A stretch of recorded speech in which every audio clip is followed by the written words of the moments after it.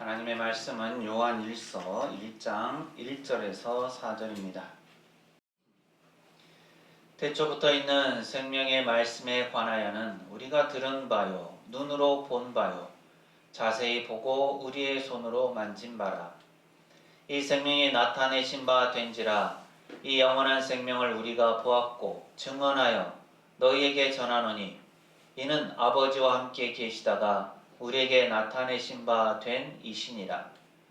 우리가 보고 들은 바를 너희에게도 전함은 너희로 우리와 사귐이 있게 하려 함이니 우리의 사귐은 아버지와 그의 아들 예수 그리스도와 더불어 누림이라.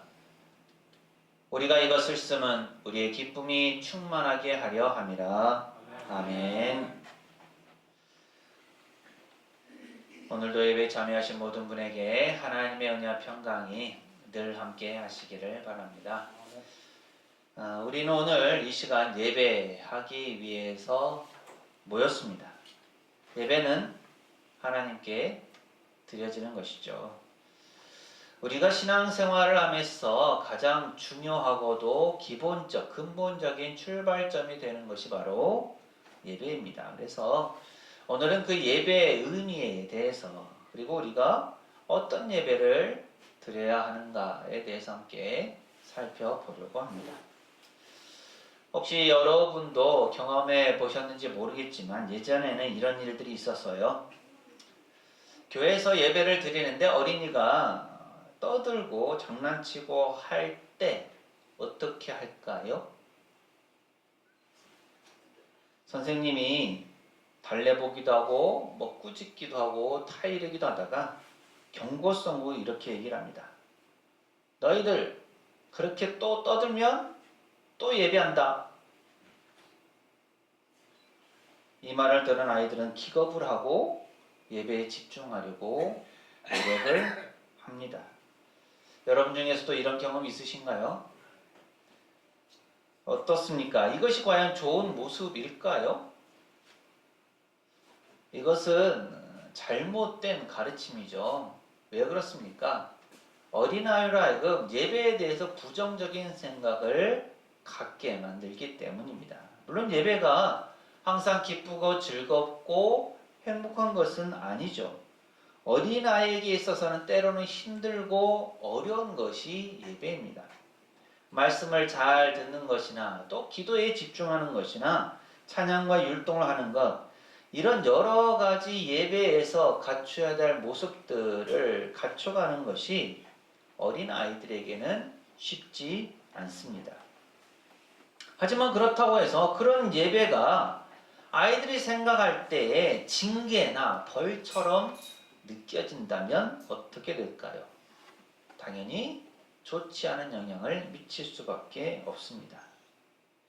이처럼 예배에 대한 것뿐만 아니라 사람들은 많은 오해를 가지고 신앙생활을 합니다. 이런 내용들이죠. 하나님은 어떤 분이신가요? 무서운 분이시다는 거예요. 하나님을 벌하시고 심판하시고 멸하시고 다 죽이는 분으로 인식하는 경우가 그렇습니다. 그리스도에 대해서는 어떻습니까?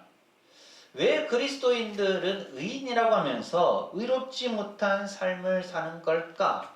라고 생각합니다. 그래서 그리스도인에 대해서 정죄하는 경우도 많죠. 그리스도인에 대한 기대치가 높다 보니 그런 일이 생기기도 합니다. 또 교회에 대해서는 어떻습니까? 교회는 항상 분열이 있고 다툼이 있는 곳으로 생각하는 경우가 있습니다.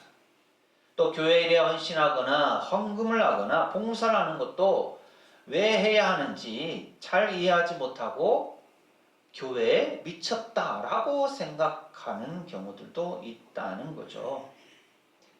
이런 다양한 오해들, 이러한 생각들의 중심에 예배가 있습니다.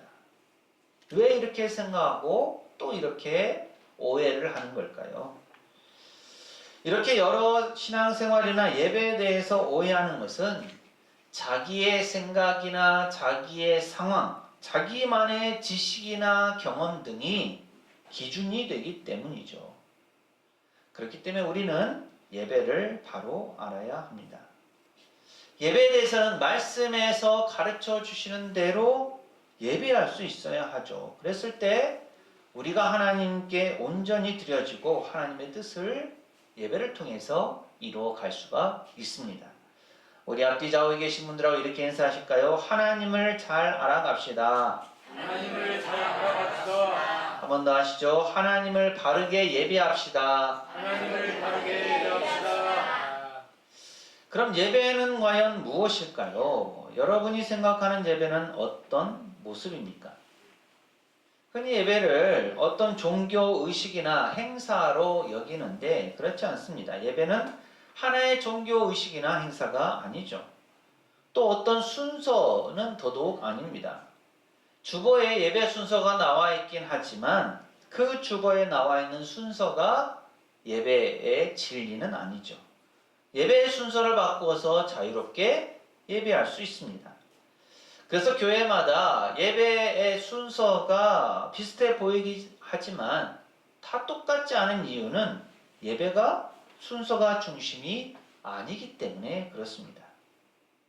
그럼 예수님은 예배에 대해서 어떻게 가르치셨을까요? 우리가 잘 아는 요한복음 4장 24절은 이렇게 말씀합니다. 함께 읽습니다. 시작.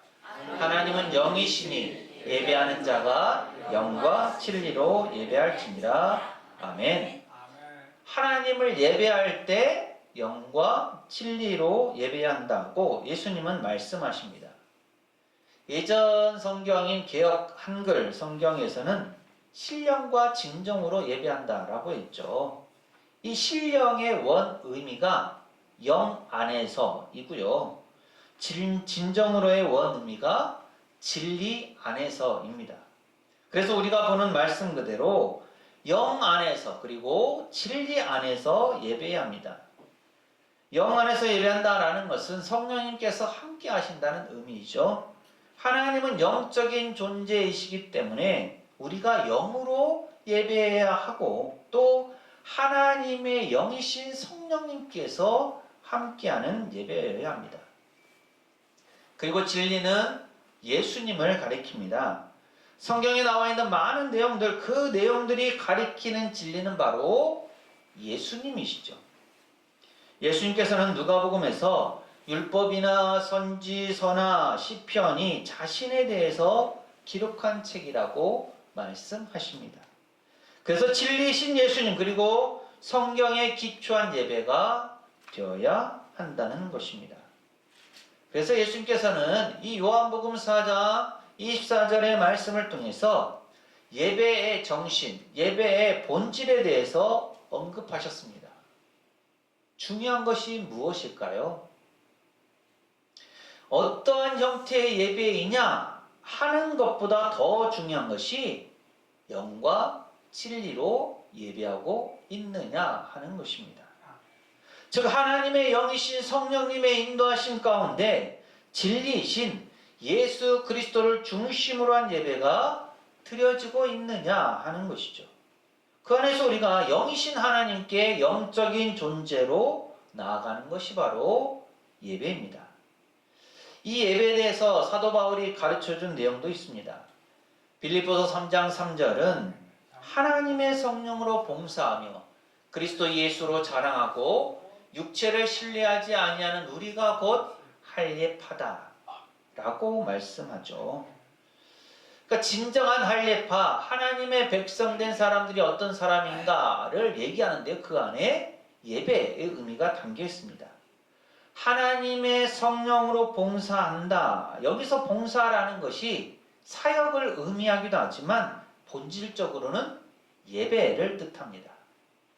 또 그리스도 예수로 자랑한다고 했는데 여기서 자랑한다는 것은 찬양한다, 하나님께 영광을 돌린다라는 의미예요. 또 육체를 신뢰하지 않는다는 것은 스스로의 노력이나 어떤 외적인 자격을 추구하지 않는다는 것입니다. 그래서 이 말씀에서 사도 바울이 가르쳐주는 것은 예수님께서 말씀하신 것처럼 어떤 형태의 예배인가 하는 것보다 더 중요한 것이 영과 진리로 예배하고 있느냐 하는 것을 가르쳐줍니다. 말씀 중심의 예배, 성만찬 예배, 또 찬양 중심의 예배, 전통적 예배, 현대적 예배, 열린 예배 등 다양한 예배의 모습들이 있게 되는데 그 가운데 정말 영과 진리가 있느냐 하는 것입니다. 그래서 예배는 위로부터 내려오는 하나님의 임재와 계시가 있는 것이고 아래에서는 우리의 반응이 있는 것이죠. 정리해보자면 예배는 관계를 뜻합니다. 예배는 하나님과의 인격적 만남이죠. 하나님과의 교제입니다. 그리고 반응이죠. 하나님께 대한 우리의 반응입니다. 또한 이것이 조금 더 나아가면 예배는 충돌로 이어집니다. 어떤 충돌일까요? 내 생각, 내 가치관과의 충돌입니다. 즉 예배를 통해서 내가 생각하는 하나님, 내 틀 안에 갇혀있는 하나님의 틀에서 벗어나게 됩니다. 이것이 충돌로 이어진다는 것이죠. 기독교는 사실 관계의 종교입니다. 다른 종교들과는 분명한 차이가 있죠. 오늘날 우리 생활 가까이 와 있는 이슬람교와 비교해보면 어떨까요? 이슬람교에 대해서 잘 모르시겠지만 그들이 신으로 추종하는 알라가 있습니다. 그리고 일어나는 일들, 되어진 일들에 대해서는 인샬라라고 합니다. 인샬라는 신의 뜻대로, 알라의 뜻대로 하옵소서라는 의미예요. 그래서 이 모든 것이 신의 뜻이다 라고 그렇게 받아들이는 것입니다.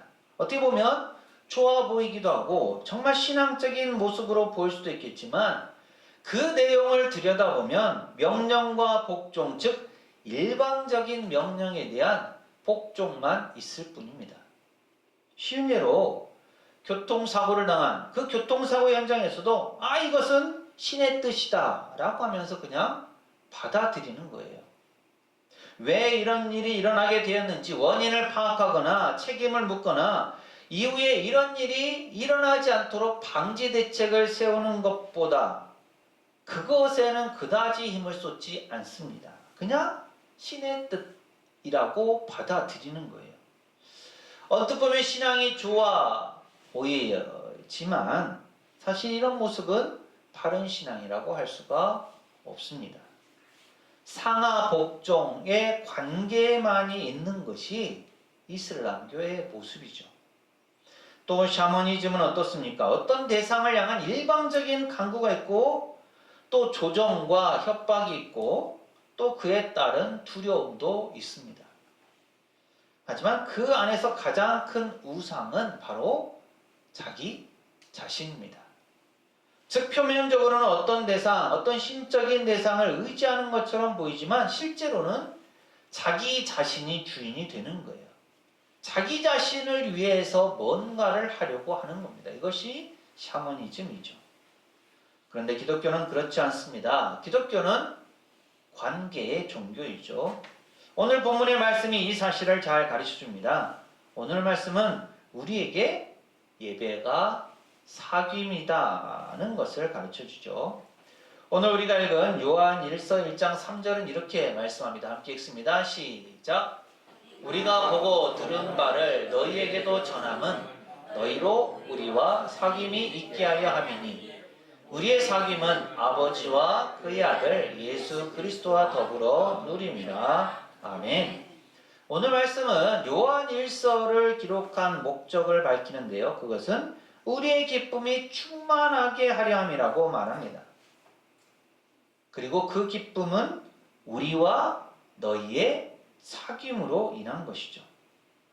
즉 하나님께서 우리에게 말씀을 주신 것, 그래서 우리가 듣게 된 것, 우리가 받고 보고 들은 것이 우리에게 주어졌고 그것을 전함으로써 너희와 사귐이 있게 한다는 것입니다. 즉 그리스도인들 안에 서로 사귐이 있게 하려 한다는 것이죠. 그리고 그 사귐은 아버지신 하나님과 그의 아들 예수 그리스도와 함께하는 사귐입니다. 이것이 우리가 예배하는 이유가 되죠. 우리는 흔히 이런 하나님과의 사귐을 예배라고 칭하고요. 또 그리스도인들 사이의 사귐은 교제, 친교라고 그렇게 칭합니다. 본문 말씀에 이어지는 요한일서 1장 6절은 만일 우리가 하나님과 사귐이 있다고 어둠에 행하면 거짓말을 하고 진리를 행하지 아니함이거니와 라고 말씀합니다. 즉 그리스도인들은 아버지신 하나님과 사귐이 있다는 말씀이죠.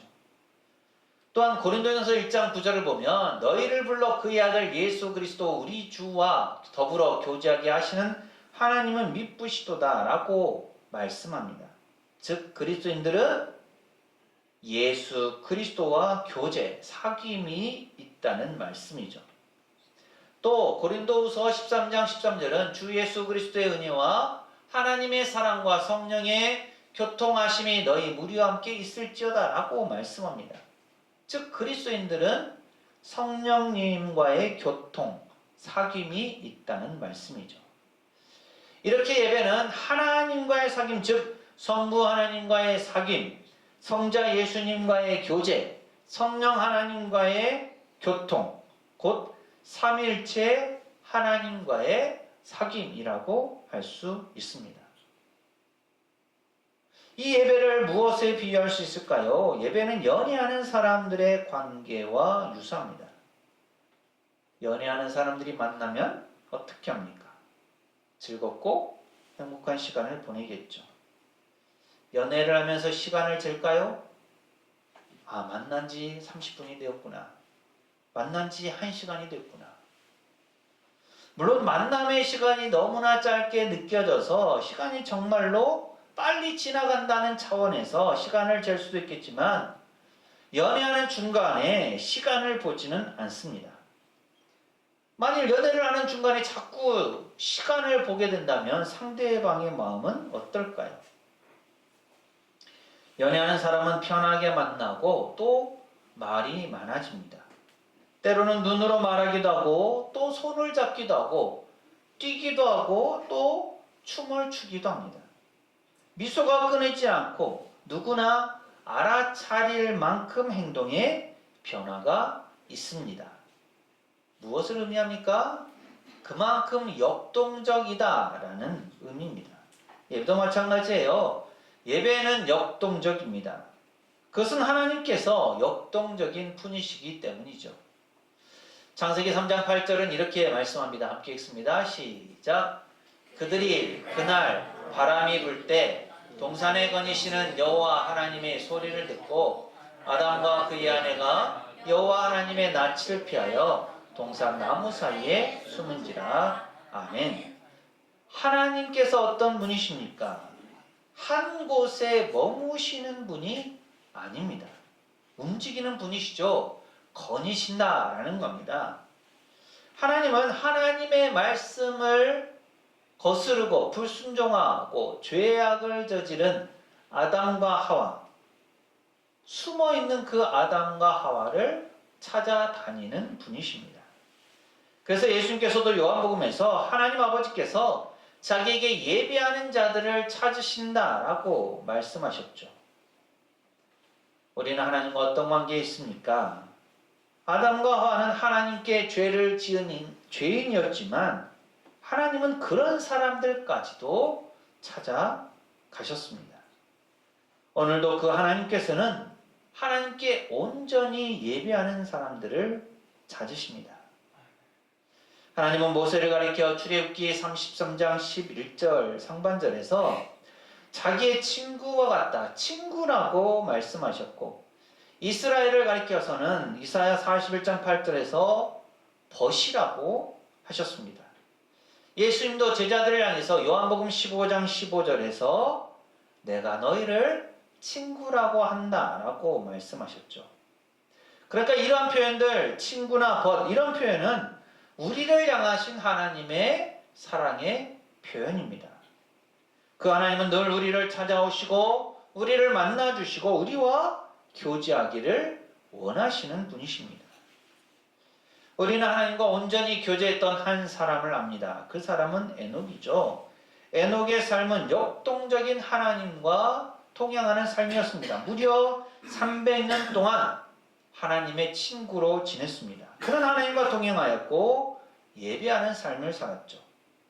또 한 사람 노아를 볼 수가 있습니다. 창세기 6장 6절은 땅 위에 사람 지으셨음을 한탄하사 마음에 근심하시고 라고 말씀합니다. 모두가 하나님을 거스르고 하나님의 뜻을 어김으로 악을 행함으로 하나님께서 한탄하시고 마음 아파하실 때 노아는 하나님의 위로와 격려가 되었습니다. 그래서 하나님은 노아를 통해서 하나님의 뜻을 이어가고자 하셨죠. 우리는 하나님을 얼마나 알고 있습니까? 또 하나님을 알아가고자 얼마나 힘씁니까? 우리는 아는 만큼 하나님을 예배할 수 있습니다. 하나님을 바로 알고 하나님을 바로 예배하는 우리 모두가 되실 수 있기를 바랍니다. 아멘. 여기에 더해서 한 가지 예배의 원어적 의미를 살펴보겠습니다. 요한복음 4장 24절에 있는 예배하다라는 말은 원어에서 두 가지 단어가 합성된 용어입니다.